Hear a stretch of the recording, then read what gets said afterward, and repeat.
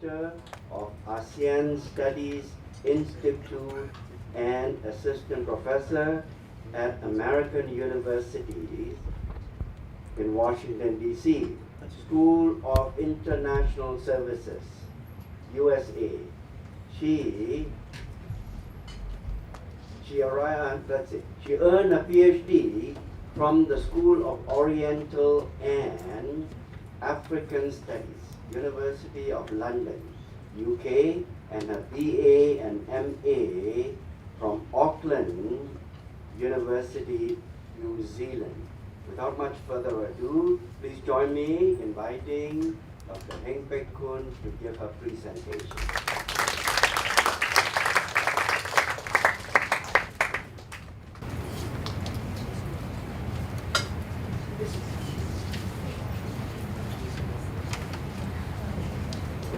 Thank you, Dr. Leong, for this very kind introduction.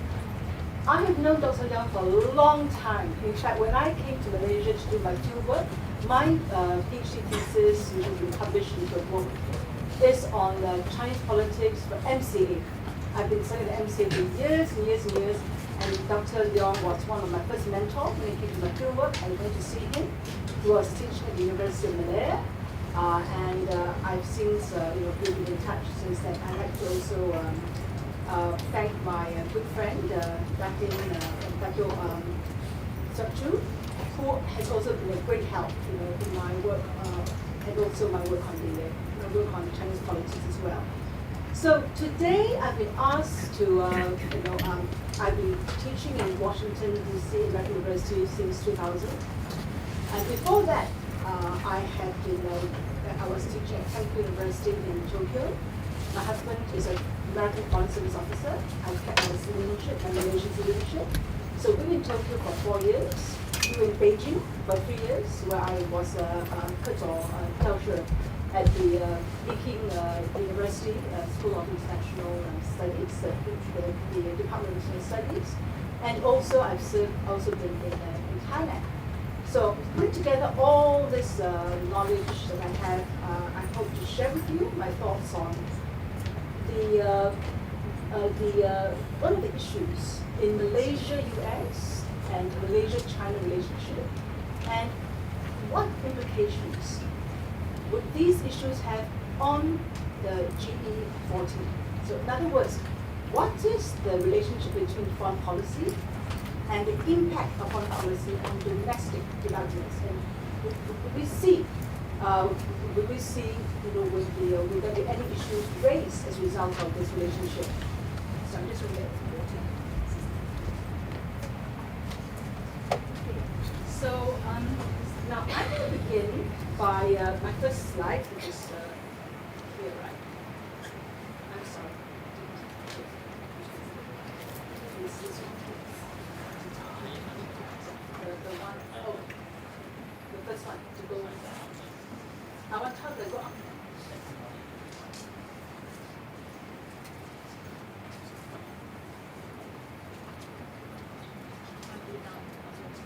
Oh, that's what it's done.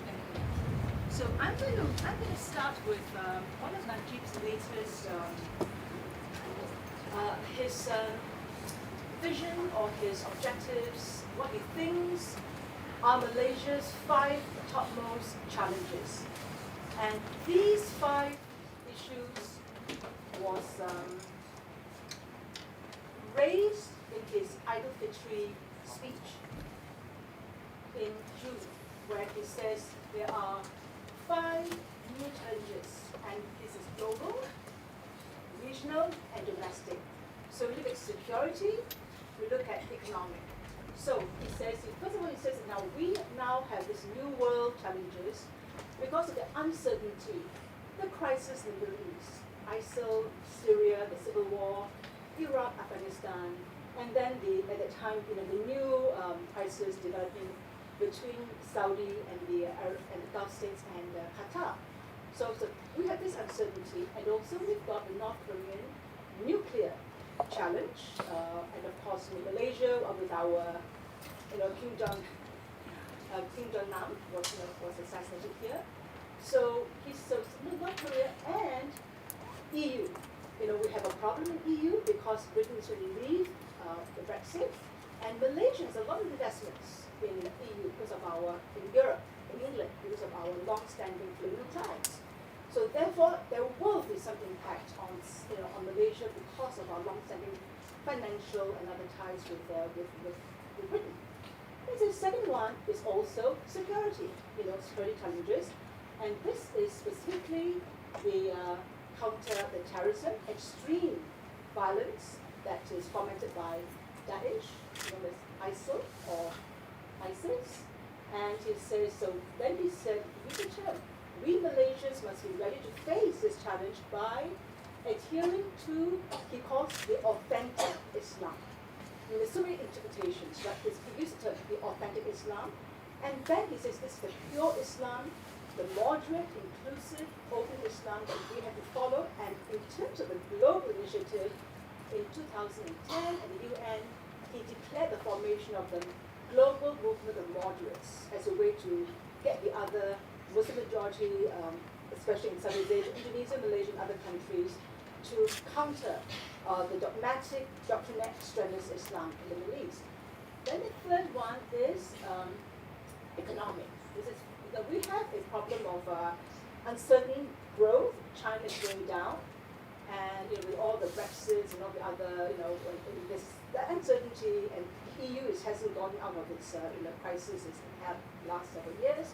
So how do we then face the challenge of global growth? Now Malaysia, in Southeast Asia, or globally speaking, we are the one of the most dependent on exports. Singapore is more dependent on exports. Malaysia is the second most dependent on exports. So without a strong global economic environment, we are not going to do well. So then, how then do we make sure that we can grow well, given the uncertainty of the global environment? Then he looks at domestic. So there are two domestic issues that we should look at.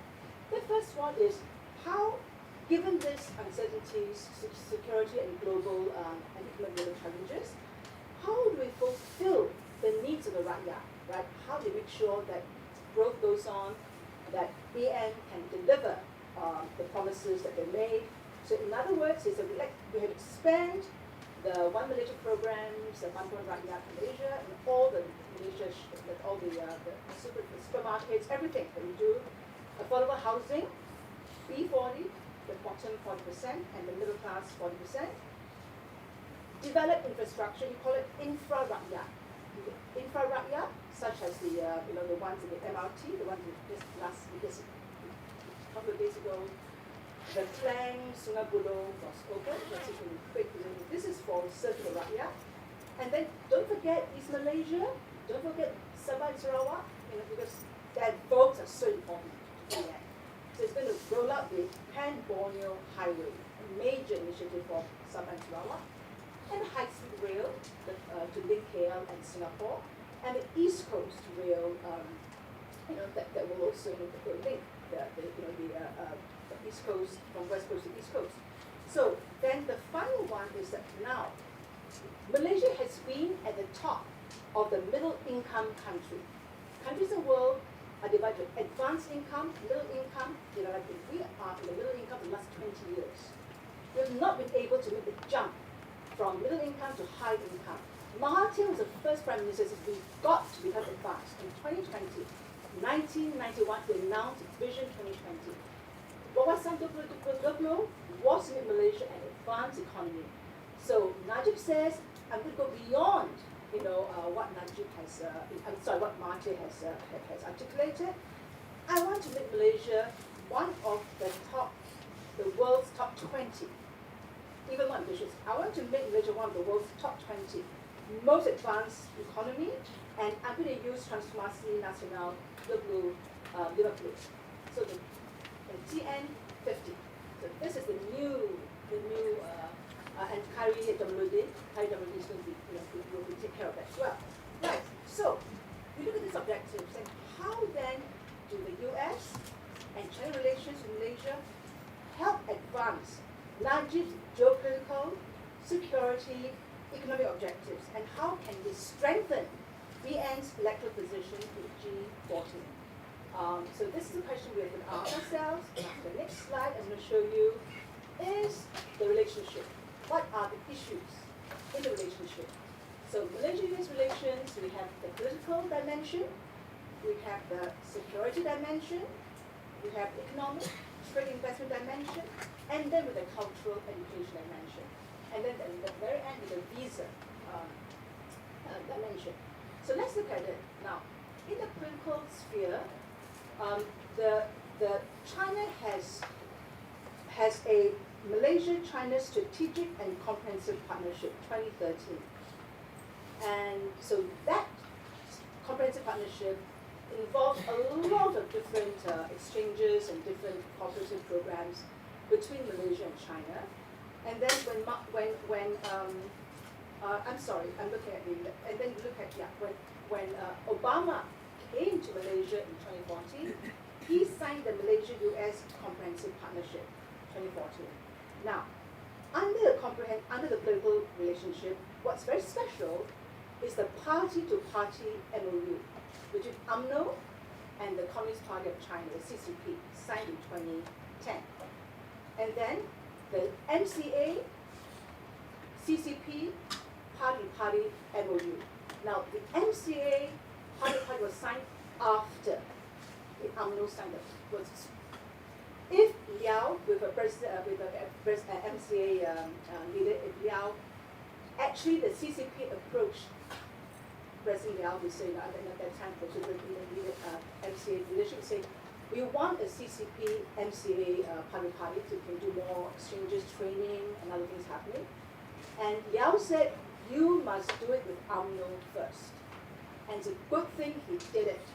Because imagine the trouble that MCA would find itself if it was, if we had signed this MOU with the CCP.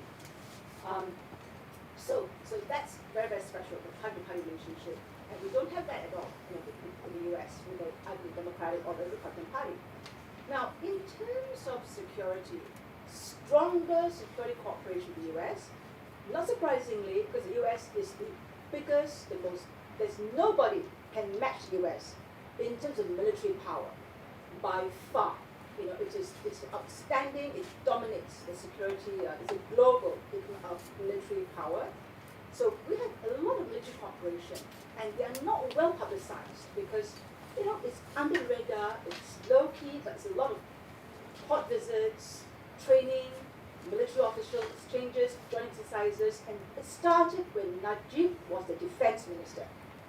Najib was defense minister before he became the prime minister, and during his time, he said it's a very strong security relationship with the US. It's very strong under Obama, and it will be strong under Trump, because for Trump, his major concern now is security. Making America great again is to make sure American military power is unchallenged. He has expanded military spending for the US. He's cut down the budgets of a lot of other areas, except he's increased military spending. So it will be strong. So that was strong. China is less developed. We help China-Malaysia, the first military exercise a couple of years ago, the first one. US and Malaysia have hundreds of exercises already. So, but it's growing. It's growing.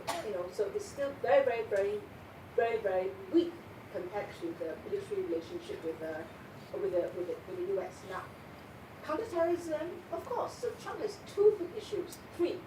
Trump's three security concerns is, the first one is North Korea, number one. Number two is counterterrorism, ISIL, defeating ISIL wherever ISIL is, in the Middle East, in Southeast Asia.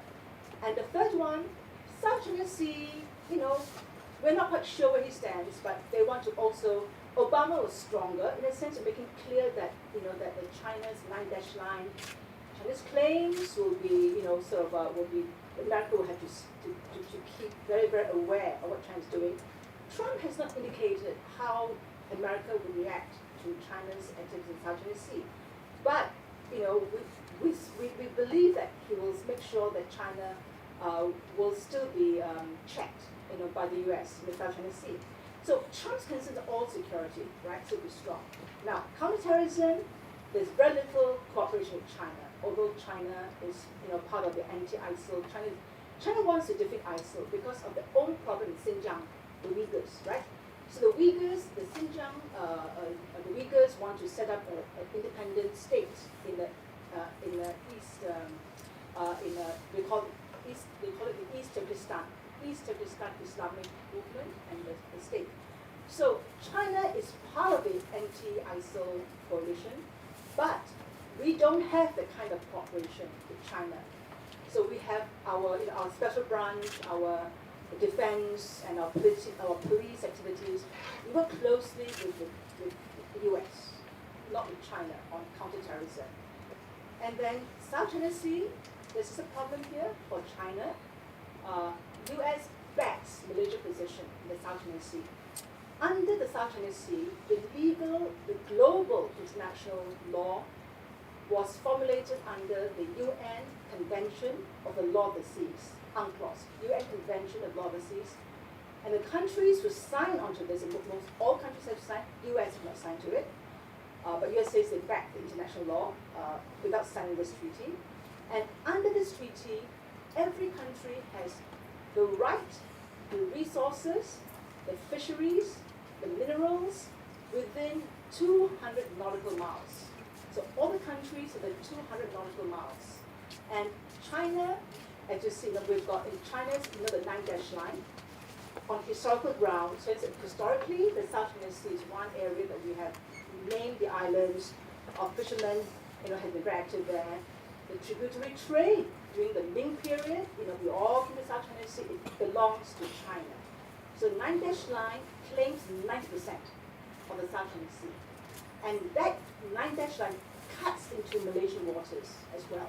The EEZ, claimed by Malaysia.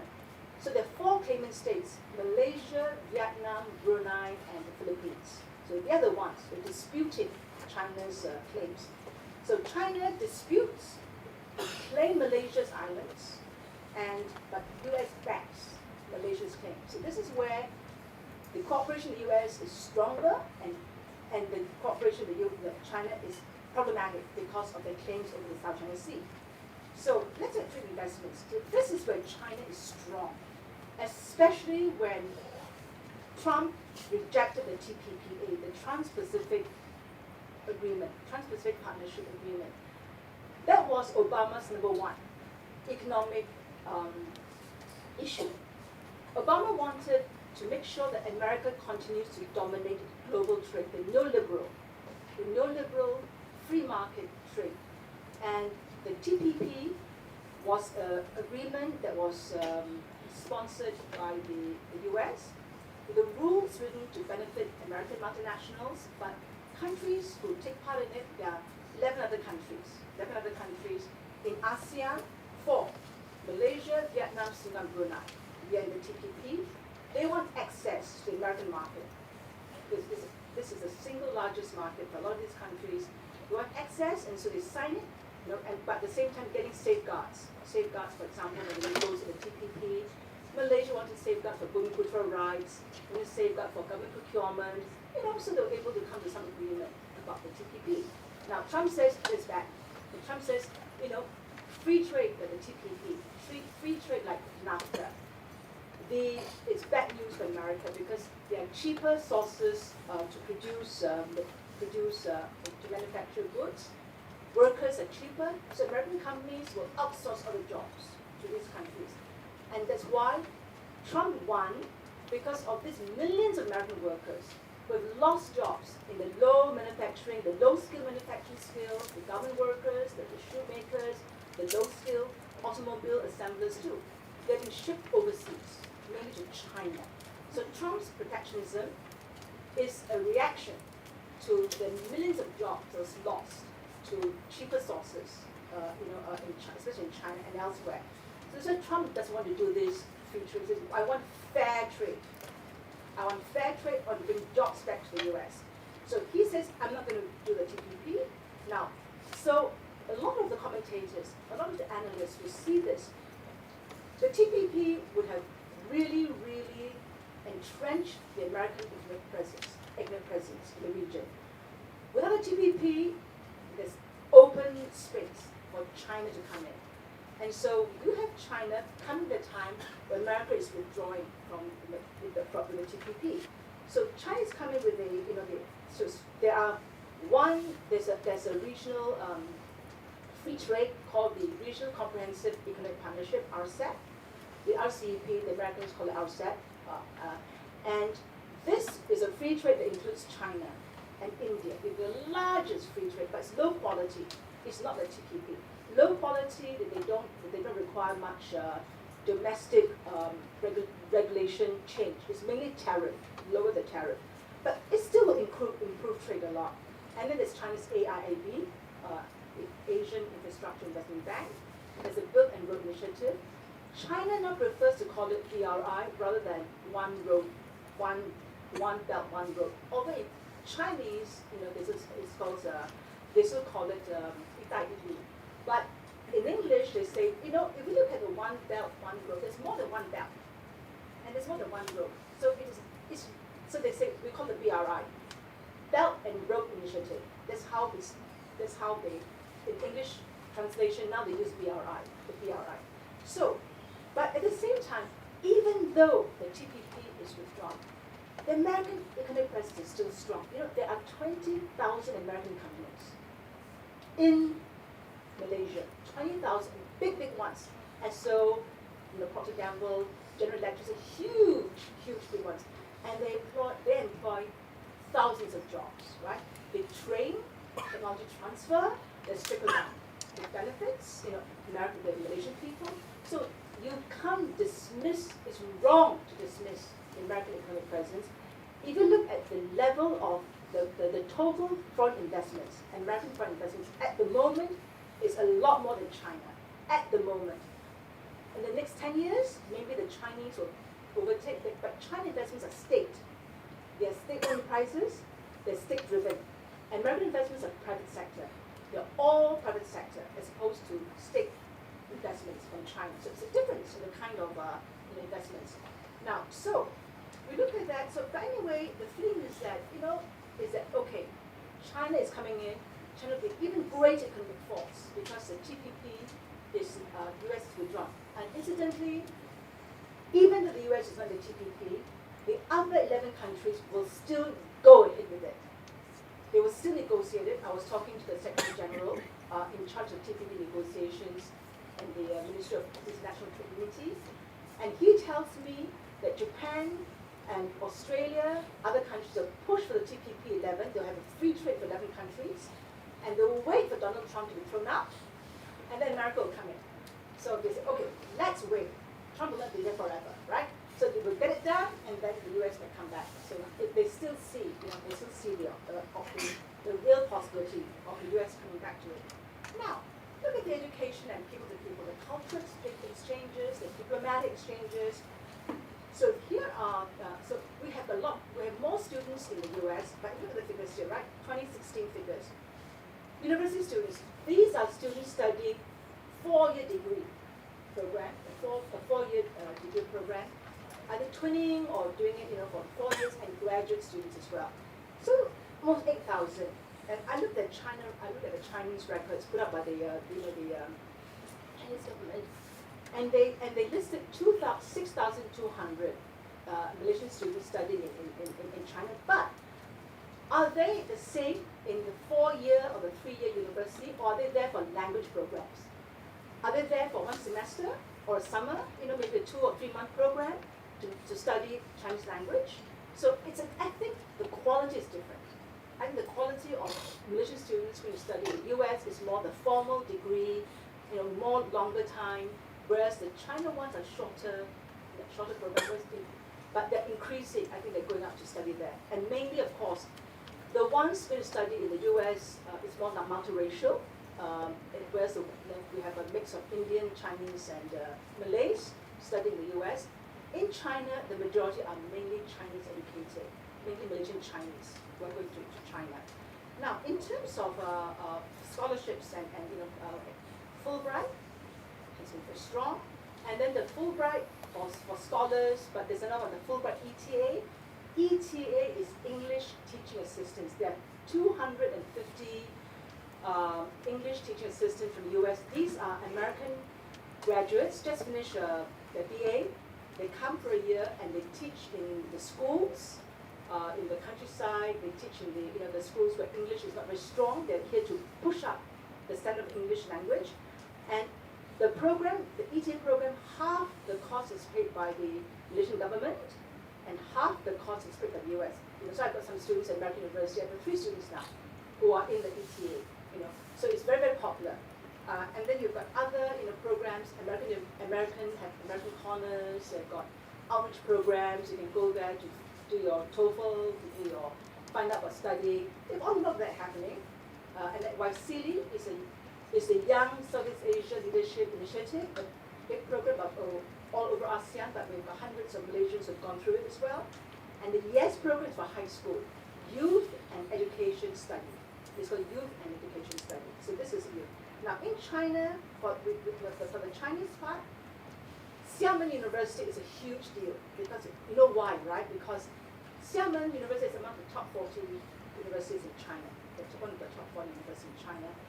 It's the first overseas Chinese campus.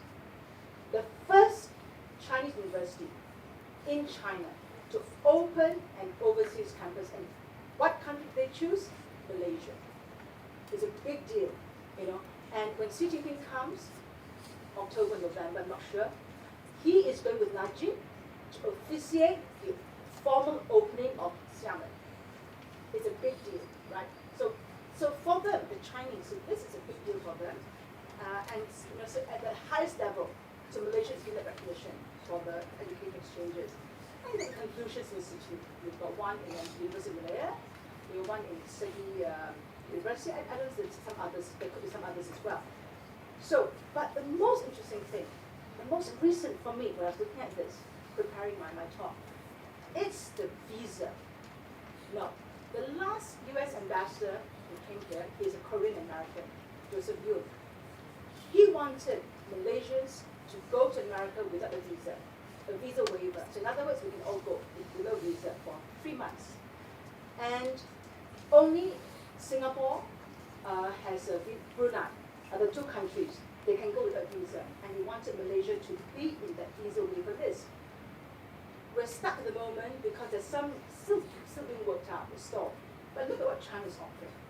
China is offering a green card, the green card. And this green card is initially open to anybody in the world, all ethnicities, but it's very hard to get, it's very difficult to get. Now, but 2016, they introduced a new initiative called the Huai card. The Huai, the Huai green card, the ethnic Chinese green card, 2016, which means all of you who are ethnic Chinese here, we can go and live in China, get this green card, we apply to the embassy here, we get it, we can work there. Every 10 years, we just maybe renew it. We can work, we can do anything, we can own property, we can own shares, we have all the rights of a Chinese citizen, except we cannot hold public office, right? And we can't vote, but anyway, voting is not an issue in China, right? I mean, only the village level, right? So in other words, it really is a huge thing. So why? Now, let me just. I'm going to look at significance of this YE card later on. Now, the next slide I'm going to show you is okay. This is the economic. The last 2 years, this huge juggernaut of China investments under the AIIB, financed by the AIIB, financed by Chinese state banks, other state banks, and to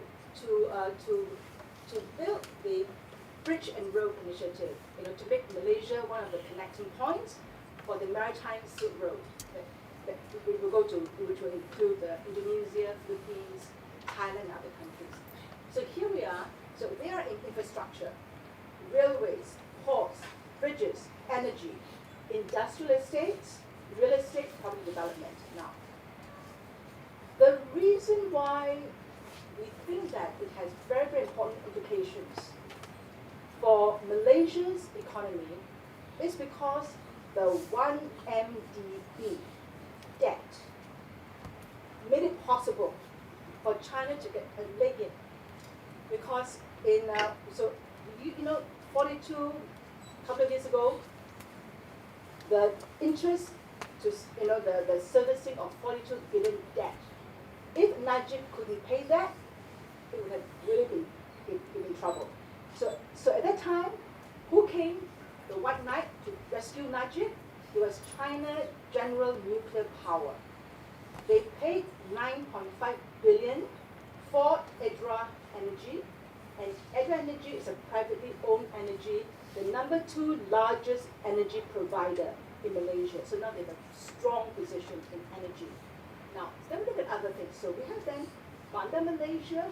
You know, again, they need money to develop that. Bandar Malaysia's old Sungai Besi Airport. It's going to all develop a new industrial, a new commercial and residential development. And what's important, the planned terminals, the KL Singapore High Speed will end in Bandar Malaysia, right? So it's going to be there. So this one, for this Bandar Malaysia, 60% of the equity that will develop Bandar Malaysia is held by China Railway Construction and Malaysia Iskandar Waterfront Holdings. So these are the two major shareholders. With China, with the China holding 6% and the Malaysian partner holding the 40%. Then there's a Forest City. When I was looking at the Forest City, investment, I was amazed to find out there's a $1 billion US. I mean, this is over time because they're reclaiming 4 islands, I think, right? Only the first phase is over.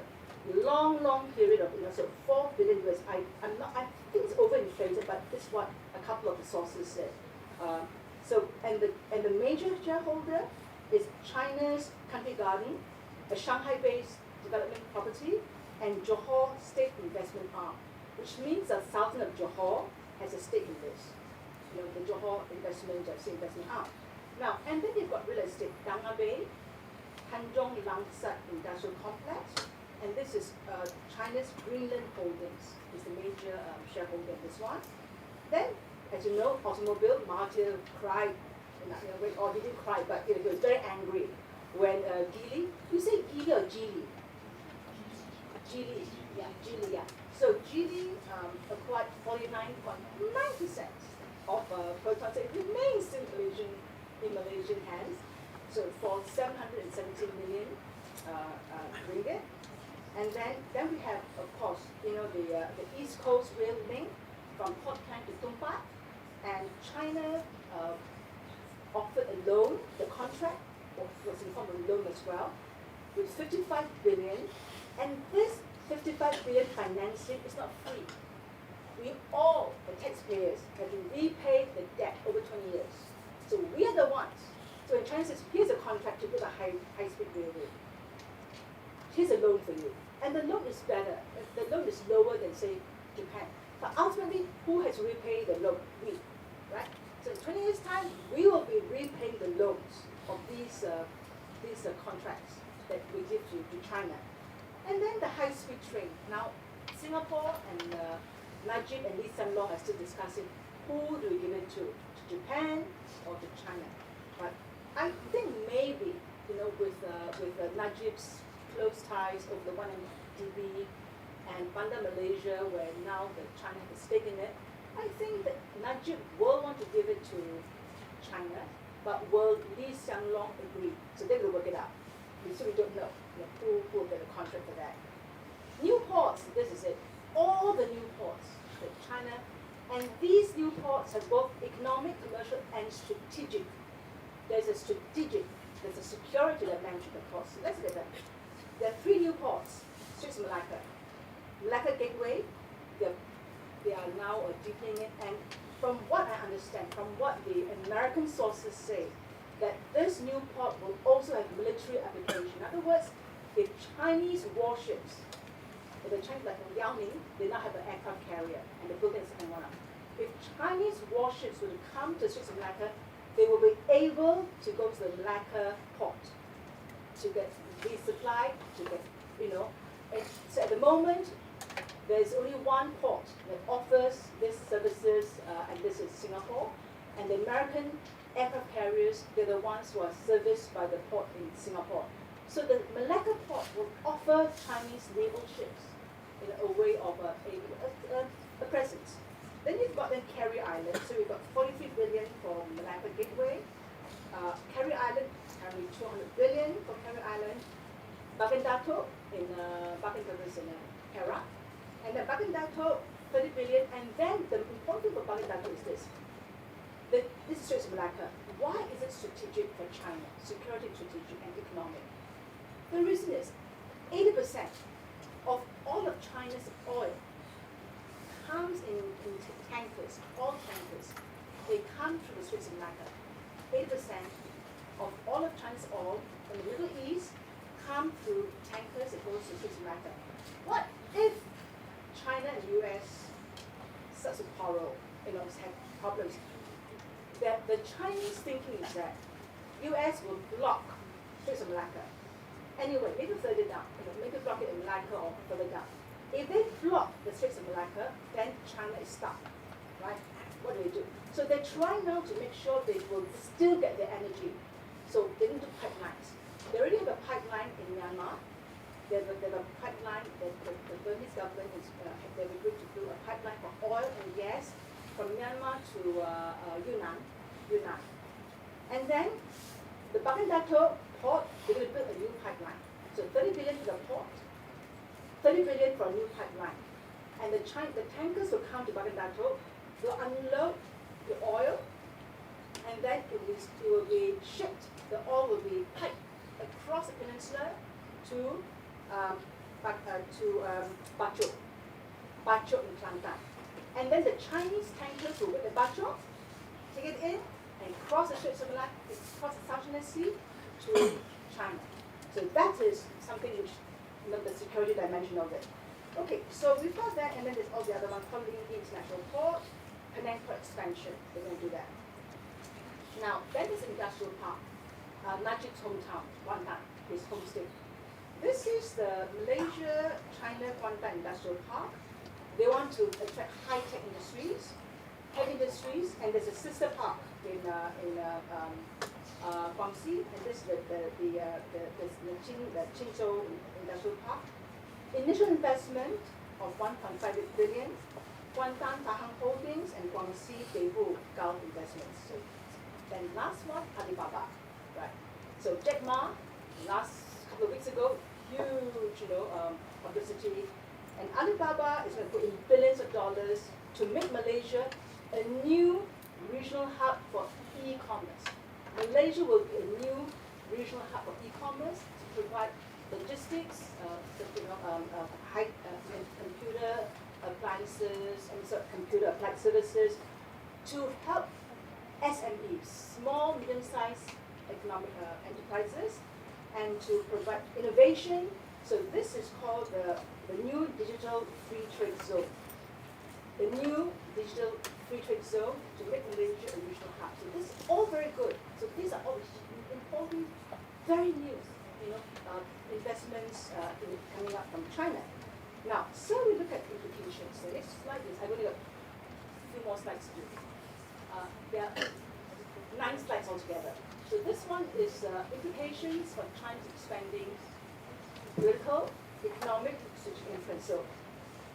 So China hosted the Belt and Road Summit earlier this year. And representatives came from 130 countries. China wants to be now the global center of trade and commerce in the 21st century, to replace the US through all the money is going to fund a lot of these projects. And Najib was there, the 28 world leaders. Najib was one of the 28 world leaders, and so he also had a one-to-one talk with Xi Jinping when he was there. Implications. So let me just ask these questions, and I'll let you to think about this. What are Chinese strategic plans for ports along the Malacca Straits and South China Sea? Okay? This will ensure China's supplies. There's a strategic dimension to ensure that China's naval boats and military interests can also be facilitated by its investments and facilities in Malaysia and elsewhere. So how transparent and accountable are Beijing's projects? Because we know the way they've done it in other countries, the accountability and the transparency is not very, very clear. And people are asking, are there environmental studies? Are there, how much is being skimmed away? Is there big corruption going on? It's very, very hard to find out if the transparency issue is there. So we don't know how transparent and accountable they are. And what are longer term costs to taxpayers? We all have to pay the loans, right? The longer term, what are the costs? What if these infrastructure, they're fast to do it, but the quality, can they last? Will they be good? Can they be serviced? Can they be maintained in the level? The Japanese 30 years ago was what China is. The Japanese workmanship, cars, projects, we know with no problems in Japan. So China's beginning, so we could ask, can these projects be as good, as reliable as Japanese projects or even South Korean projects? Then, will the project be based on the China model of bringing in their own companies, their own workers, their own materials? The China model is most notorious in Africa. We know they're there for the copper, for all the minerals. They go in there, they bring in thousands of workers. They're bringing everything from China, and it's a state-owned enterprises. So there is a backlash. There's a backlash. Are the jobs going to Africans? Not very little.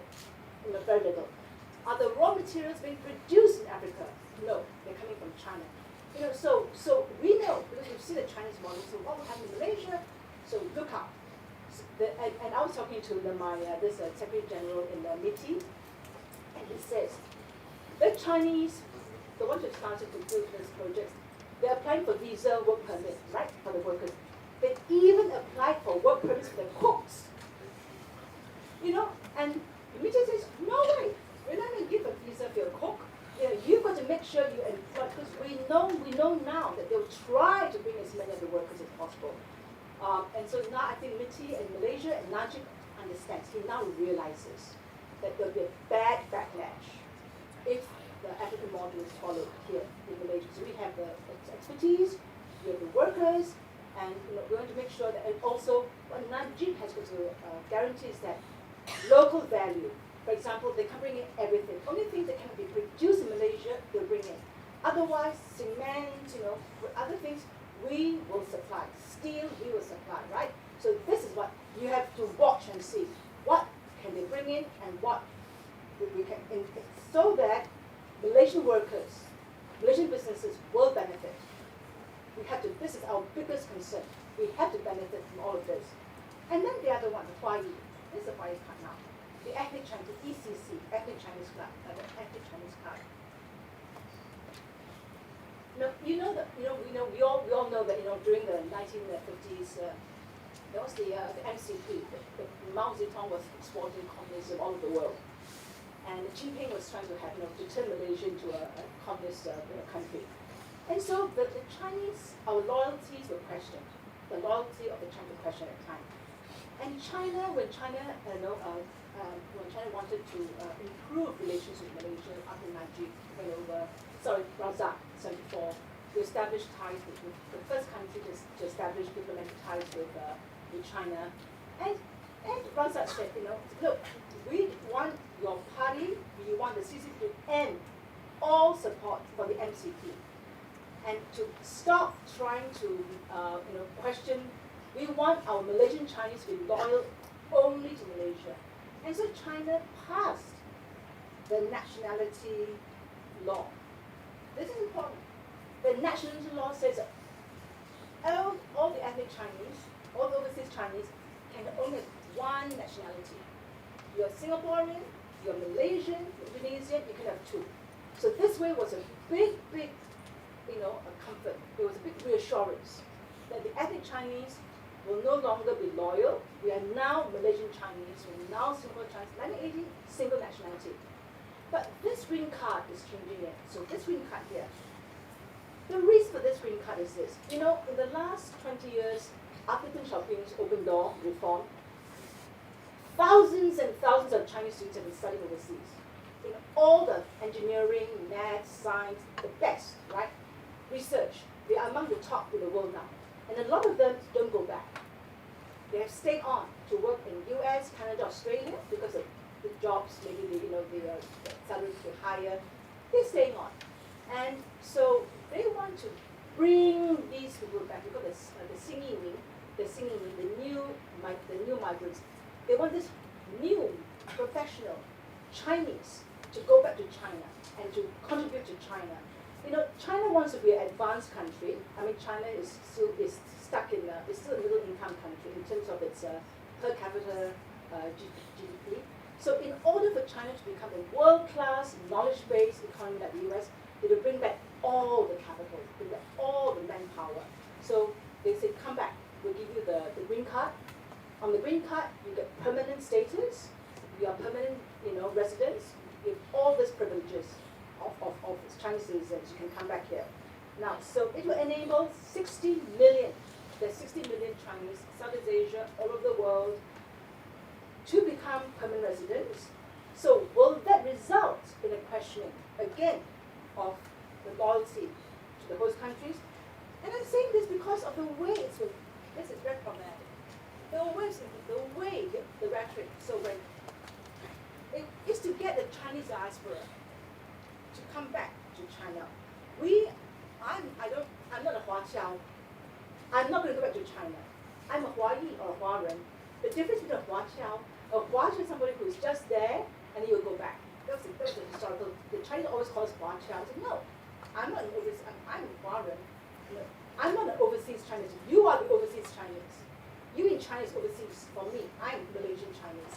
So, but they like to use Huaqiao because Huaqiao means somehow you are sojourner. You'll go back to China. So they say, okay. So Xi Jinping referred to the Chinese in his speech in 2014 as 海外侨胞, 海外侨同胞, comrade, right? So 海外侨胞, come back to China to go back to the Zhonghua big family. Again, the Middle Kingdom, the cultural, the Zhonghua, the big family. This is very harmful, I feel, to the way that, the other local, the Malays or Indonesians will have, what is he trying to do? Then if you look at, Li Keqiang, July said, generation after generation of Huaqiao and Huaren, their hearts are tied to Zhonghua. Although we hear, how many said, 10, generation, 11 generation, he said, our hearts are still tied to China. And we have made special contributions to the independence and liberation. We went back, my family, I've got one uncle and two aunts went back to China to fight for the communists. They were Chinese educated from Funyu. They went back to China. So we had that, right? My family, they all went back to China. And they're stuck in the Cultural Revolution. But now they're all doing very well. After the they're so rich now. They're all doing very well. But so we know that. So they went back to fight for independence. They went back to help the reform in Taipei. They went back to help China open up. And now, this is the Ilu. So we want the Chinese to go back. And he said to form the Rainbow Bridge for the economic cooperation between China and the foreign countries so that the One Belt, One Road construction will be pushed ahead. So we will be the bridge. And here in Malaysia, the MCA, would be the institutional bridge, for the Ilu, for the One Belt, One Road. Okay, so I'm going to look at the implications. What are the implications then of the China relations? Now, I think in order, so basically it's now, Najib, in my last, I said, Najib, in what ways will the BN try to see how do the investments benefit the rakyat in some ways, all right, that he can then look with growth, because China is bringing all these opportunities. Now, will these investments contribute to growth in TN 2050? We're going to find out. Will it? What are, can it really translate to real benefits for the Malaysians and also for his TM, Transformasi Malaysia 2050? And will these investments benefit both Malays and non-Malays? We have to benefit the Malays. We've got to make sure they do. The entrepreneurs, the SMEs, the workers. It's got to be, everybody's benefit from it. And how will Malay nationalist Islamic groups, Perkasa, We raised the question of the MCA CCP connection. ISMA, this Islamic group, how would they perceive Beijing's expanding economic, political, and strategic influence? And all ISMA got to do to turn the Malays against China is to show how Beijing is treating the Uyghurs in Xinjiang. Terrible. There's a lot of human rights abuse of the Muslims in Xinjiang. You know, the way they treat the Muslims is really, really, you know, everybody knows that there's a lot of persecution of the Xinjiang. All ISMA needs to do is to put up some information. That's how Chinese are treating the Muslims. This will turn Muslim Malay sentiments against China. And so that's one thing that I'm looking out for. And then, so would this negative Chinese, if say Perkasa and ISMA are able to whip out anti-Chinese sentiments based on the way they treat the Uyghur Muslims and other issues, maybe they say that it's not going to benefit Malays, it will benefit the ethnic Chinese more. So how will it affect inter-ethnic relations? Will it then, will we see the rivalry again? And then this other one, will Beijing's claims in the South China Sea, which overlap with Malaysia's, will it become a national sovereignty and security issue? I don't think so. I think Najib at the moment is keeping we're not openly criticizing that China. We keep very quiet. We let Vietnam and the Philippines do it. We keep very quiet because we want to make sure our relation with China is fine. So we're not, because so far the Chinese have left us alone. They sent a few, couple of warships, but they put the Chinese flag in some rocks, within the Malaysia's economic zone, the Maritime Sea. They put the flag there, and we take out the flag. We put the Malaysian flag there. So this is the only problem. Not a big issue. I don't think it's an issue. It's the South China Sea, unlike the Philippines and for Vietnam, that's a big issue for them.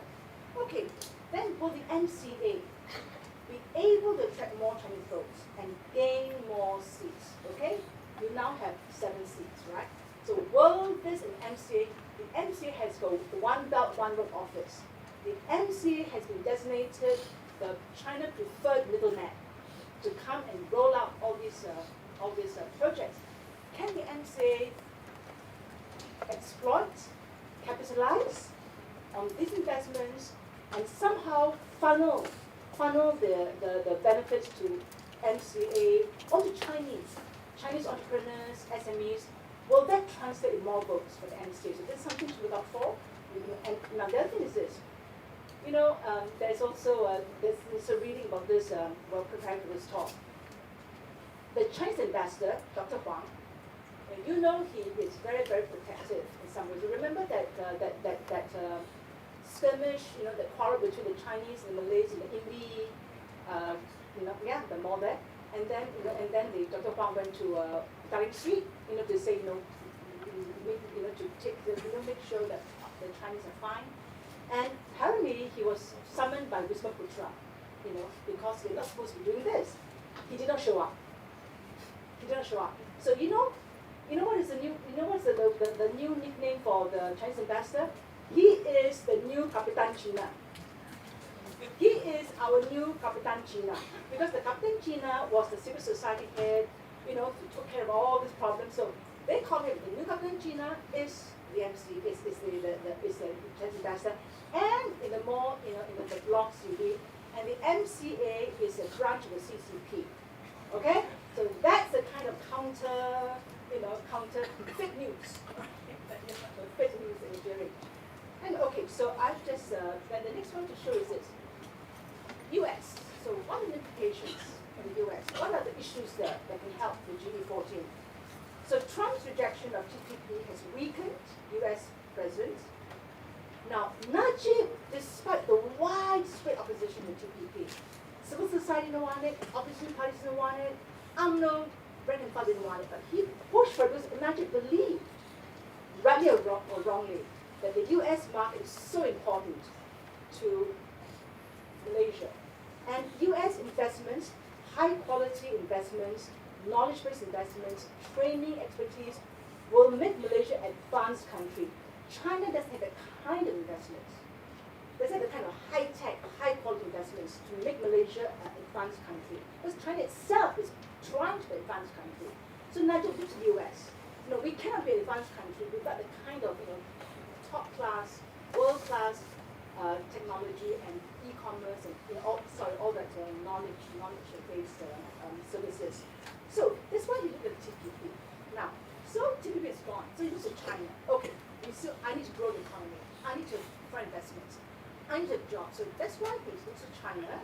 And also, apart from China, the other benefits from the multilateral trade, free trade, the ASEAN Economic Community is a free trade that Malaysia is in, and also the RCEP, which excludes the US. China is the RCEP, and so is India, right? But in terms of security, it will be strong. Trump, with his obsession on North Korea and security and making America great again, military speaking, he will continue strong security cooperation in counterterrorism, his obsession with Daesh, and he will continue to address South China Sea disputes based on international law and the UNCLOS principles of freedom of navigation. And he wants, in return, he wants Malaysia to back, Malaysia and ASEAN to back the US hardline position on North Korea. And after the assassination of Kim Jong-un, I think Malaysia, we had problems with North Korea as well. So we didn't, but now we're beginning to have some problems with North Korea.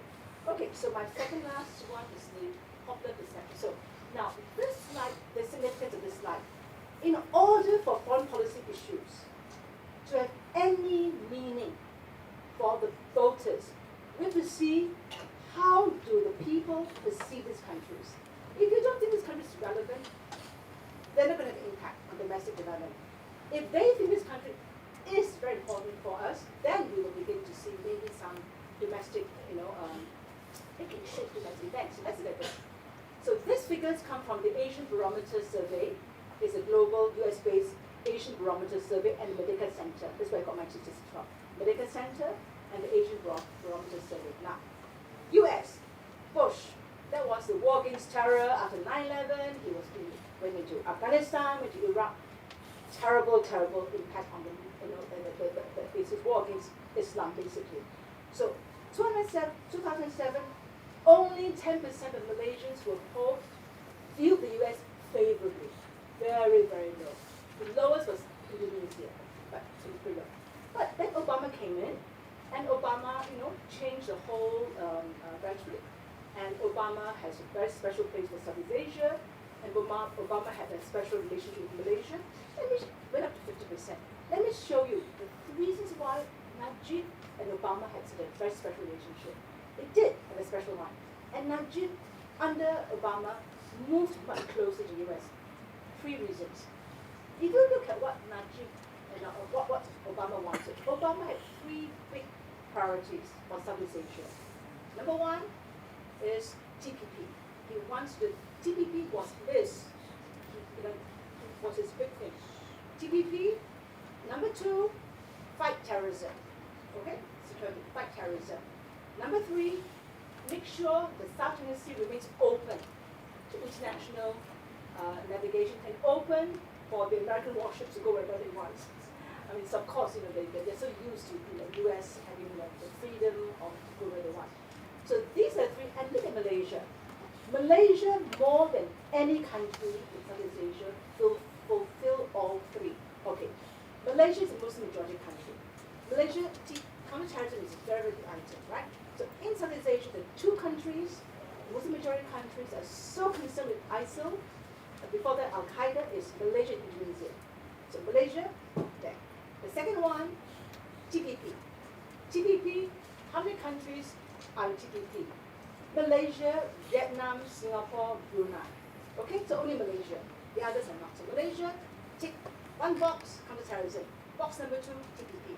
The third box, South China Sea. How many countries are claimant countries? Malaysia, Vietnam, Philippines, Brunei. Only Malaysia. Tick Malaysia. So Malaysia ticks all 3 boxes. None of the other countries. They maybe tick 1 box or 2 boxes. That's why Obama saw Malaysia. In all these 3 priorities, Malaysia, he could depend on Malaysia to back the previous position. So that's why he had a very, very close relationship. So we don't know what Trump will be. We don't know the relationship between Trump and at least Najib plays golf. So and Trump is a big golfer. So anyway, they come together, maybe they'll work it out. Okay, so we're not now Trump. So we don't know what because Trump's policy towards, Trump has. I was looking at this whole. There was an interesting website. What has Trump said about these countries? Has Trump tweeted, mentioned these countries? Has he met with these leaders? Malaysia has never been mentioned. Zero, right? ASEAN, the word ASEAN, Trump has not mentioned the word ASEAN. So Trump will learn how to pronounce it before he goes to Manila for the meeting, okay? The first time he will talk about ASEAN, he's going to Manila. He's going to go. And anyway, I'm being flippant, but there is a Trump Tower in Manila. There's a Trump Tower in Manila. And so you look at Trump, he's a businessman as well as the president of the US. Okay, so nothing on Malaysia. So Trump's policy to Malaysia is we're not clear, but the embassy people, I met with the embassy people, this embassy, they're still doing the old policy because Trump has no new directives have come down. They have not told the embassy yet, don't do this, don't do this. So they're still carrying on the old embassies. So negative feelings against Trump were because of his Islamophobia, his anti-Muslim speeches, his Muslim travel ban. We are a majority Muslim country. I think that there will be the more Islamophobic he is, the more critical, the more stupid things he says about the Muslims, his whole figures will go down. And Israel, our Muslims here are very concerned with the Palestinian problem. They're very concerned with what's happening to the suffering of the Muslims in the Middle East. And Trump has appointed his son-in-law, Jared Kushner, to forge a peace, to work with Israel very, very closely. So we see that Trump's policy with Israel is stronger than compared to Obama. Definitely, is stronger. So again, the concern, and this will raise anti-Muslim feelings against Trump. But his strong points, Trump doesn't care about human rights, and so maybe I don't know how Malaysians care about human rights, So, but our civil society cares. We care about detentions. We care about charges made against our civil society leaders. We care about what happens to the per se movements. We care, and if. So Trump is not going to mention about human rights. After all, you see who are his favorite leaders, Duterte, Putin. He has strong men. So we don't know what he'll do. Then we have corruption. Okay, corruption. Trump has not made corruption a big issue. If you look at all the leaders he's dealt with, as strong as Putin, this is one of the most corrupt countries in the world. And it's not been a problem for Trump. But in Malaysia, we have the Department of Justice investigation into the 1MDB. And this is because it was initiated under Obama, right? And it's still going on. We call it, standard operating procedures. It's still going on. So we don't know to what extent this will, how the DOJ will handle it. However, this is my last slide. However, as far as the hardcore UMNO supporters, the hardcore Trump supporters, 35%. Trump can say anything. He can lie many times. Not a problem. As he said when he was a presidential candidate, he said, I can go out in the streets of New York and shoot somebody, and they'll still vote me. And it's true. They forgive everything he does. In the same way that the UMNO hardcore voters here, you can cry, you can talk about 1MDB, you talk about corruption, they don't care. For this 35% UMNO voters, 1MDB is not an issue. The Felder global range is not an issue. They will vote. So they have all. So while Trump, I see the analogy, the similarity between the hardcore supporters of Trump and the hardcore supporters of UMNO. Now, the thing is this, okay, what are the domestic issues? And I feel that foreign policy is not there. It's domestic, but the foreign policy issues will have an impact on social economic issues. So, number one concern of all voters here would be cost of living, jobs. Can I show the students right here? Do you agree with me? Cost of living, jobs would be your first concern. Getting a job, cost of living, inflation down. And yeah, Yes, okay, so this is, I think we are concerned, how will UMNO begin to create jobs, improve the economy, and then corruption, you know, some of us are concerned about it because but at the same time, it will not be a big issue, you know, in the GE14. We want accountable and clean governance, right? Per se and all this, we want it, and it's important to opposition, important for you if you're a Pakistan supporter. You want clean governance, you want accountability, you want end of corruption, but to the traditional Malay rural voters, it's not an issue for them. And then inter-ethnic and inter-religious relations. So if you're concerned about how the Muslim nationalist Muslim or the Islamic causes or how that is making it much harder for non-Muslims, like RUU 355, right? Issues like that could be, you want to. And if Najib, that's why Najib did not support RUU 355 the last time. This was a table in Parliament, and he withdrew it. He knew he would lose a non-Muslim vote if he was to support it.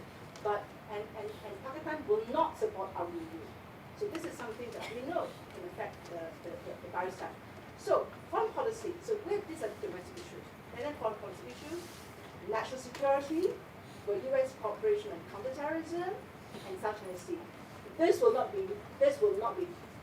be really big barrier. No candidate or MCA candidate is going to talk about the South China Sea or counterterrorism. Maybe counterterrorism. UMNO might, to keep ISIL, they will talk about it. But I don't see this as, so this is really, second or third round issues. And then you've got the foreign trade investments, so we all that come in, but only if they benefit. So will these investments improve social economic issues? Can they bring jobs? Can they help the BN grow the economy? That's the question.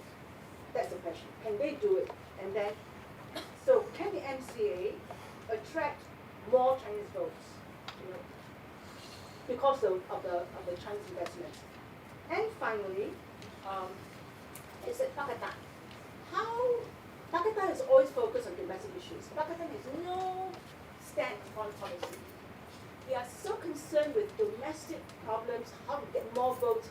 I've met with Pakistan leaders a lot myself, and they have no clear policy they have no clear position on foreign policy at all.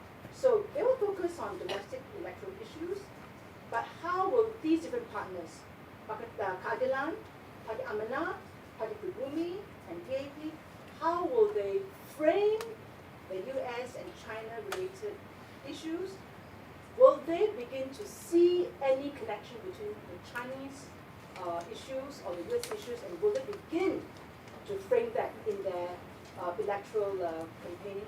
I don't think so, but I don't know. This is my own. So this is my brief thoughts, and I'd love you to actually share with me any of these questions I raised. How will they frame the issues here, and especially this one here? How this one here? The questions I've asked. If you have any answer, where do you see now that you are, as from your perspective, you see, you hear all these announcements, all this Chinese money coming in. How do you look at this, right? So these questions here, will the MC attract more Chinese votes? What do you think? And then my last question about how the opposition parties will, and how Najib and the MCA and the different parties will frame these issues as relevant to domestic workers.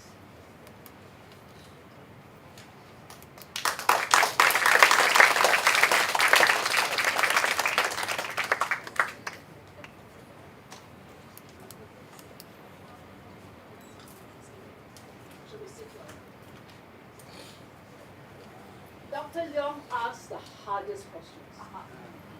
Always.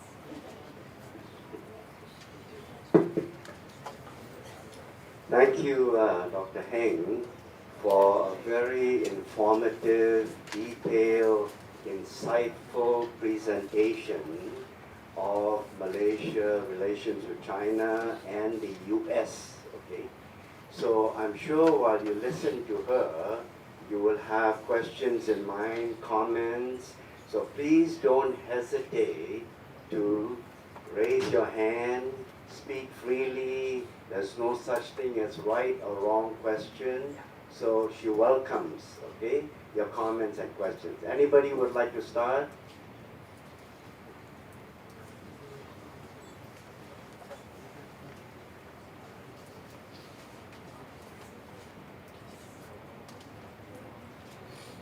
Anybody? Please, please. Start the ball rolling. Yes. My comment is that among us Chinese, when we have our coffee shop talk, Right. we are sometimes we're very worried about all these Chinese, mainland Chinese people coming into our land. Yeah. Because even on a day-to-day living experience, we notice that these Chinese tourists, they come in, they buy everything, they eat everything, you know. So we ourselves are suffering from higher cost of living. Yeah, so Especially during crisis. right. So we're not very sure that we actually welcome all these Chinese coming in. That's one. My other question is that we know that China is pushing for this what you call the Belt and Road Initiative. Right. But my question is, this initiative, is there a like they have a private agenda that this initiative is pushed by China because it prospers China more than the countries that they talk about? Thank you. What are your comments on this? Okay, very great question. And so, I do share with, I mean, look, the Chinese now are the biggest source of tourist income for Southeast Asia. You know, they're more, they eclipse every other country. They're going to be a fact of our lives. You know, and we have to put up with you know, and they're going to buy, you know, the Forest City is 90% bought by the Chinese, you know, people, the Chinese. And one thing that they, you know, there was a time when we thought that the Chinese government stopped the there were capital controls that prevented them from coming out and buying to send money out of the country. The capital controls is now lifted. So they can continue now to buy the apartments outside. Now, so you can see them buying more and more real estate, pushing up prices. Now, in terms of the second question about the China, you know, okay, the AIIB, they said initially it's going to 100 billion, 50 billion from China, and the other 50 billion from the other countries. And every country is not in it except for US, Japan, right? They're not in it. But that is really not where the main source is. The main source is from the private state banks. Sorry, the state banks. They have got $2 trillion. $2 trillion. The state banks. So, as we know, the last couple of years, there was concern that the Chinese economy is slowing down, right? It's gone down to below 7%, 6 months. So, okay, so now they've got to make sure that the growth continues in the export markets now. You all know the CCP, the legitimacy and the support of the CCP depends on its growing economy every year. So the CCP is no more ideology as communism. You know, it's nothing. It's really giving the Chinese the economic benefits. And under the CCP for the last 20 years, about 600 million Chinese have been brought out of poverty. They're now number of the middle class, and there are maybe another 400 million Chinese who are still waiting to live it up. So they have to make sure, and how if the economy slows down, what will they do? So the survival of CCP depends on them continuing to grow at least 6.5%, at least above 6% every year. So, and they've got all the excess capacity with the exporting to the world, right? And the slowdown in Europe, and the slowdown, and America's been a protectionist method. So they have all the steel, the concrete, everything is that they have someone can get rid of it, sell it somewhere. So this BRI is to, first of all, is to open new markets, to get new sources of commodities. They're dependent on oil, dependent on commodities, to supply markets, to get sources of commodities and oil, and to make sure the excess capacity, all the steel, the cement, other things, can be pushed up. And who will do it? The state-owned enterprises. The state-owned enterprises. So that is win-win for China, right? But of course, if other countries like Kazakhstan and all the stans, they need the money. They don't have the capital, or actually they have the oil. but they see the Chinese, where the China has proved it can do really, really good. I mean, I asked the question about the policy, but if you look at it, how many of you have been to the Shanghai high-speed train from Shanghai to Guangzhou, Shanghai to Beijing? Have you traveled on the Shanghai high-speed? It's amazing. The Shanghai railway station is huge. It's enormous, you know, and it's rich. So you can see, so if you're a third world country, if you're an African country or a Central Asian country, Pakistan even, you know, you go to China, you see what they have. And they have the capacity to do it. They have the capacity. And so, okay, and then they give you loans. So you can't do it yourself. So you say, okay, then we ask the Japanese, the South Koreans, China to come in. And who gives the best terms? China, right? Yeah. So these countries also want it. The reason why America is not interested in infrastructure, so these are American companies are private. And if you go to Kazakhstan or Turkmenistan or Kazakhstan, there's no real rule of law. And there's no, the contracts can be broken up anytime. And Americans want rule-based, law-based, you know, contracts. And so these countries where, you know, when China can go in there, they can no problems. So it's actually both sides, there's reciprocity for both sides. But the issues of environmental degradation, issues of, you know, other kind of corruption. But if the government is authoritarian, and in all these countries in Middle Central Asia, they are authoritarian, not a problem. They give it to China. But let me look at Myanmar. This one very interesting question. Myanmar was very close to China until the last 3-4 years when they opened up and Aung San Suu Kyi won elections, and they're now turning more to the US and the EU and Japan. And the reason why they wanted to open up was because they became too dependent on China. You know, when the military junta took over, US, EU had sanctions on Myanmar. And so Myanmar had no choice to turn to China and turn to a lot of things. There are now 1 million Chinese who have migrated to Myanmar, north of Mandalay. And I met with, I was in Myanmar a couple of years ago, I met with, he was the chairman of the Aung San Suu Kyi's party, in the party. And he said, we have a Chinese infestation. We have a Chinese infestation. They're taking over everything. You know, retail, everything. We have an infestation with a problem here. And then they put this huge dam, the Mid-Sony dam in the Karen minority, huge dam. And there's so little environmental, protection. And the Karens, they said, no, we can't. There's no jobs. The Chinese brought in everybody. They didn't see the jobs. They didn't see there was no trickle down benefits. And so so much so that the Tenzin, the former president, he suspended the dam. He suspended it. He suspended the contract. Said no, we can't let you go on. So much unrest. So much unrest. So that is the troubling signs. So we've got lots of stories. Anyway, you just Google it. Chinese investments. The stories everywhere in the world. So when you come to Malaysia, you have to make sure that we are in charge of, and we make sure that it benefits our workers, our SMEs, and the companies. So and MC have to be very careful. That none of that, because there is a lot of evidence, the very negative sentiments on China. Any other comments, questions? Please don't hesitate. We have good 20 minutes. Here's your opportunity. Yeah, otherwise, Dr. Heng will tell me his jokes. Dr. Heng has been very open, very frank, yeah? As you can see, talking about our local politics. So please. The trade protection from who? Where?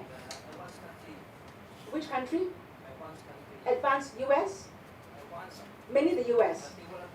Yeah, US is mainly the US, and of course EU. EU is protected as the EU. That the EU has protectionism. So there's only free trade within the EU, 28 countries, but then you've got the other tariffs and other regulations of the other countries. Although the EU have special privileges for the African and Caribbean countries. U.S. Trump, make America great again, bring jobs back to America. This is because globalization has been very good for American companies, wonderful for American companies. When you look at America, it's the economy is driven by the big private companies. And if you look at the Forbes 500, China's now, the Chinese companies are mainly state-owned. They're all state-owned, but the American companies are all private-owned. And who are the beneficiaries? The shareholders. Millions of shareholders of American companies, they benefit from the thing. But under globalization, when America said, okay, we want to, technology has made it possible for you to move your factory to another country, like Ford and General Motors used to produce everything in Pittsburgh, always done in America. But with technology, they closed down the plants in the US because the jobs can be done by Chinese workers and other workers for 20% of the wage that the American workers get, with no health benefits. American health benefits is cricket. It's very expensive, the health benefits. And if you're an American boss, you have to give health benefit. And health benefit can be about 2,000 ringgit a month per worker. So American companies will go elsewhere.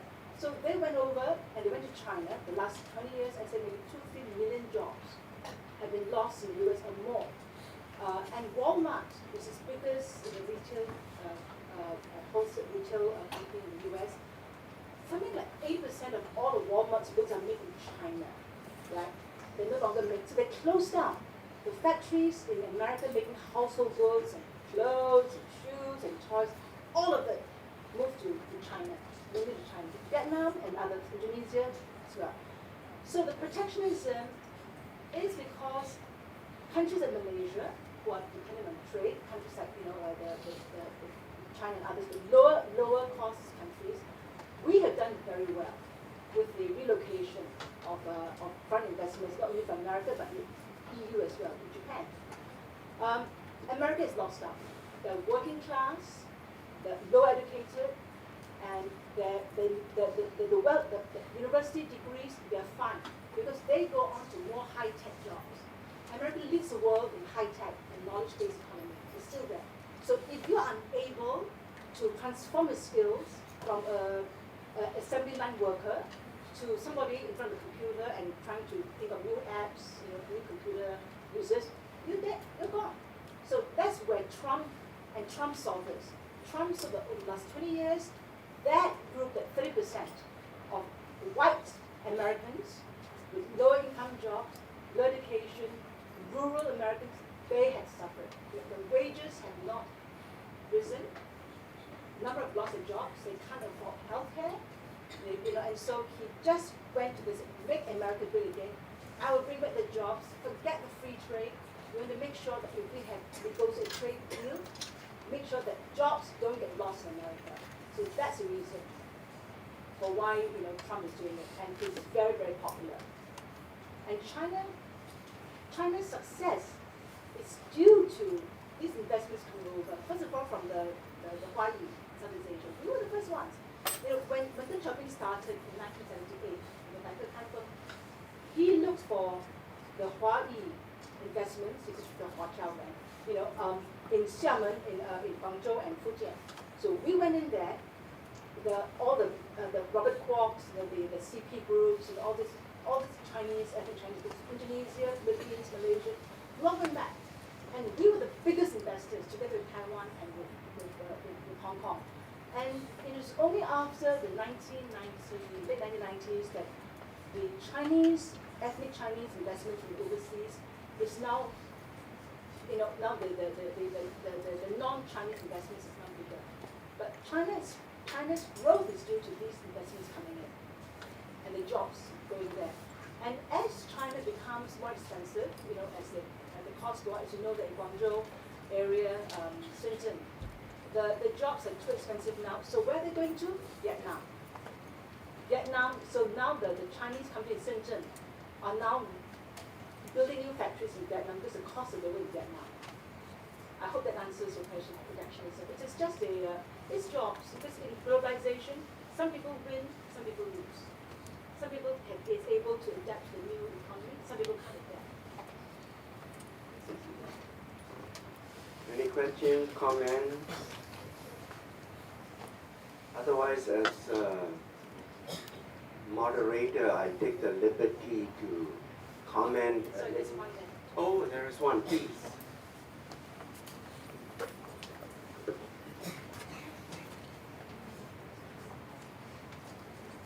Hello, hi. I'm Mo from Foundation.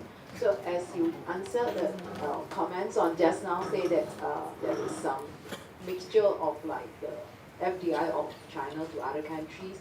So like in Malaysia, we really need to look up like MCA need to do some things about that and all this thing. So may I know so far, do you see any things like a government or MCA have actually really looked up like whether the African stories were actually here, and anything have been done so far? You know, I think the government is aware, because as I said, I was talking to the Secretary General in Niti. They know, and this has been raised in Najib. It has been raised in Najib because they're telling them, look, be careful, be careful. You're not, you know, it comes as a double-edged sword. You know, be very careful. And so Najib is now thinking of making sure there's local content. That somehow it will really benefit the SMEs. And so the MCA has to work very closely with Najib to make sure that these, the benefits is going to spread out among Malays and non-Malays. And Malay SMEs and contractors have to be brought in. It mustn't be seen to be just a Chinese thing, otherwise it's bad news. So Najib's aware. He's aware. The leadership is aware. But how much they will do it, and it depends on how you can outsmart the Chinese. If you can outsmart the Chinese, because they are really good at what they. And there's so much money, So, but Najib may feel that he needs the money so much, to develop all this, like his Kuantan industrial park. So, to what extent are you going to, So this is the compromises that he has got to make, and I think this is where civil society, the watchdogs, people will be able to say, make sure. The MCA has to make sure the MCA must be so self-interested that it does not look at the bigger, benefits for all the. I mean, of course, MCA say that we are a party for all Malaysians, but at the same time, there is the other part, the other Pukasas and the ISMAs who are trying to ping the MCA, as somehow, the branch of the, working in cahoots with China, and to will only benefit the Chinese more than the Malays, and that would. So my question is, how can the MCA, will the MCA, what do you think? What do you think? Will the MCA be able to turn this opportunity of Chinese investments to attract more Chinese votes? Or will the Chinese continue to put accountability, transparency, corruption? Will they continue to listen to DAP and Bersay? Or will they say, I'm going to go to the MCA because my business will be better? It's up to you. How are you going to vote? Whether you're going to put money and your own, maybe you think that I can. Let me tell you a story. This is a story by Trump. There's so many stories coming out now. Trump promised jobs, right? Make America great again. Promised jobs, right? And I'm a businessman. I'm going to cut down corporate taxes. I'm going to make sure reduce red tape, and you all can be, do well. Now there were a lot of Latinos. Although he had terrible things to say about them, a lot of the Latino, I think that he mentioned about 20% of the Latino vote. And the people who voted for him, and the stories are now coming out, there's one great story. This woman, she was a Latino, a Latin American, who is a businesswoman, and she's trying to do her own business. And she said that Trump is good, because Trump is going to cut down the red tape and give me tax rates. So she voted for Trump. She's a Latin American. But you know what happened to her? She regrets it so deeply now because her father, who has been in the US for the last 20 years, waiting to get citizenship, so he is one of those, not illegal, but he's not legal yet. He was deported. So now you see, you vote for one issue, you don't think about the other consequences. She voted for her business, but her father was deported. because Trump has been, deporting the illegals, those whose papers did not meet. So this is something that we don't know how voters will. So we don't know how the MCA, the Chinese, what issue will they think? So this election will be very interesting. The first time when China really has an impact on the way people are thinking about it. Thank you. As you can see, Dr. Heng has given a very good perspective of Malaysia's relations with the US and Malaysia and China relations. Okay? But yet we know, as a small country, we hope that, say, that bigger powers will get along with one another. And this is a major concern. It's a focus of a book by Harvard professor by the name of Graham Allison, entitled, Destined for War. Can America and China escape the Thucydides trap? How many of you have heard of the Thucydides trap, let alone spell the word Thucydides? Okay? Thucydides trap essentially says that a rising power will create problems for established power. Established power will become fearful of a rising power, and this will lead to war, because the Peloponnesian War in the 4th, 6th, 5th centuries showed this BC, yes, that Athens was rising and Sparta was fearful of that. And so, as Thucydides said, the strong will act as they will, and the weak will have to suffer as they must. In other words, no choice. Now, small countries like Malaysia and ASEAN and so on, we cannot rely on the two superpowers to get along with one another.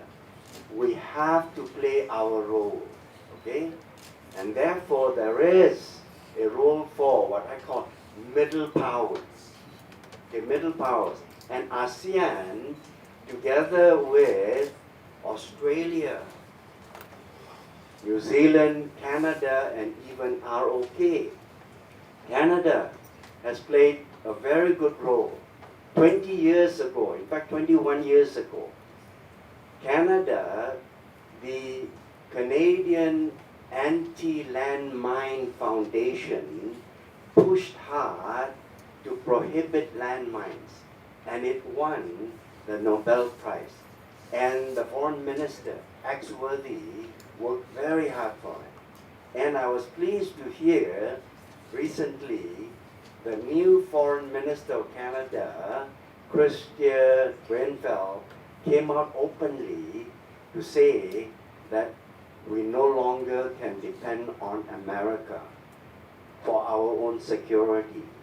We have to do our own efforts. And same thing with Merkel in Germany, as you know.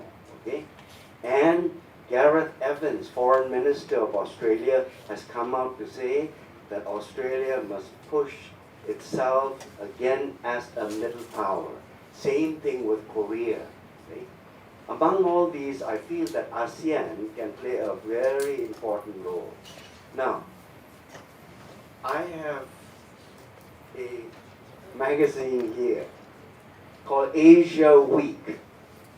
This was year 2000, September, the aftermath of the Asian financial crisis, where Indonesia facing problems, Thailand, apart and so on. So, Asia Week magazine says, is ASEAN dying? ASEAN did not die. ASEAN began to move forward. Unfortunately for Asia Week, it collapsed, went bankrupt in 2 years later. So this is the future. we have to come in and work together. But on Trump itself, to me, I think many are concerned about Trump's leadership, yeah. To me, it's a personality problem. And I began to do a little amateur research on psychology, okay, on narcissism. And I think Trump's contribution to the global community, not so much in foreign policy or domestic policy and actions, but to the human condition of what narcissism stands for. Okay? Let me read you the definition of narcissism. The definition is this. According to Mayo Clinic, well known in the US, narcissism is a case of a mental disorder. It's a mental disorder whereby someone believes or feels, where people have an inflated sense of their own importance, a deep need for admiration, and a lack of empathy for the others. But behind this mask of ultra-confidence lies a fragile self-esteem that is vulnerable to the slightest criticism. I think it's a personality disorder. And we will continue to see more and more manifestations of this. And that will be Trump's contribution to the global community. Yes, and to avoid narcissism. So, thank you indeed for your presence here. Once again, yes. I want to say something here. I think Professor Leong raised this issue, the coming war between China and the US.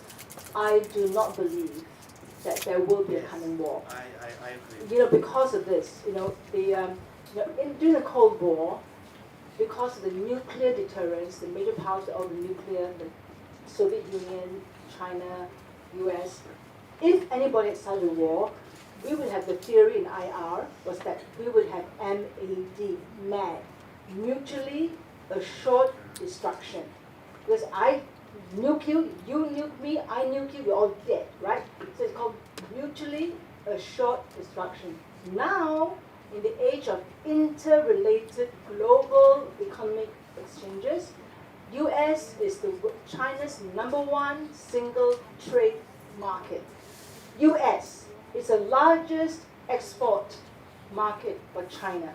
And China's growth depends on access to the US market, more than its single most.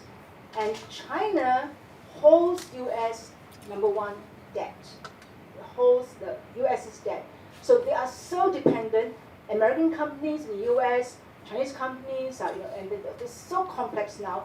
So if they should go to war, what we'll have now is MED, mutually economic destruction. And there will be a global collapse, it'll be terrible. China's Communist Party will just sink. China had to make sure that growth is the most important thing for them. China cannot afford to have that kind of crisis. So the South China Sea, I don't think there'll be war in the South China Sea, because each country will know where the red line. I mean, they will notice if anything happens in South China Sea, Southeast Asia, the South China Sea is where the world's largest shipping routes for global shipment. And Southeast Asia is the world's fastest growing region. China's wealth, American investments depend on stability and peace. And if anything happens to South China Sea, it will affect their domestic economy, so there is no war. So what they have to do is make sure they have got mechanisms in place to de-escalate. If a China warship collides with an American warship, the red lines, the phones will call. You know, they have all kinds of a code, you know, to adhere to. So no war. I'm fairly certain there'll be no war between the two. But China will slowly build up its military power, right?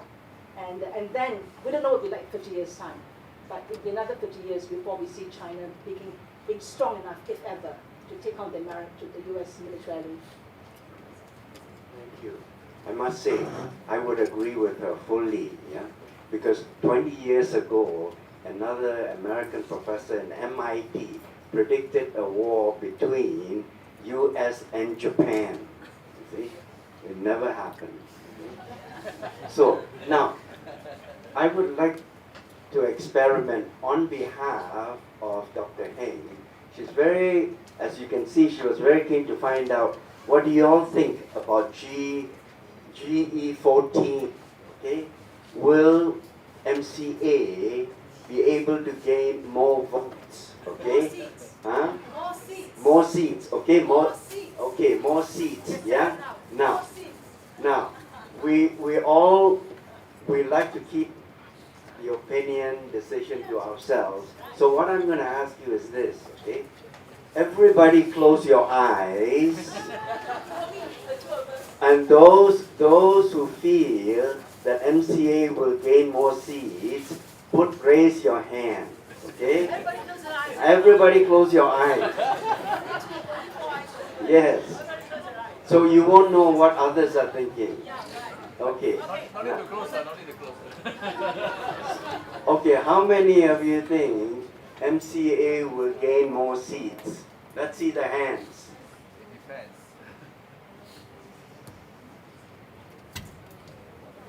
Okay, thank you.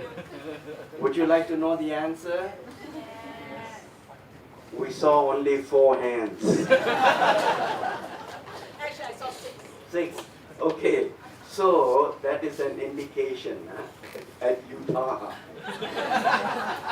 Okay. Today's talk, I must comment, was sponsored by the 17JUL Center for Social and Policy Studies and the Center for International Studies. Yeah?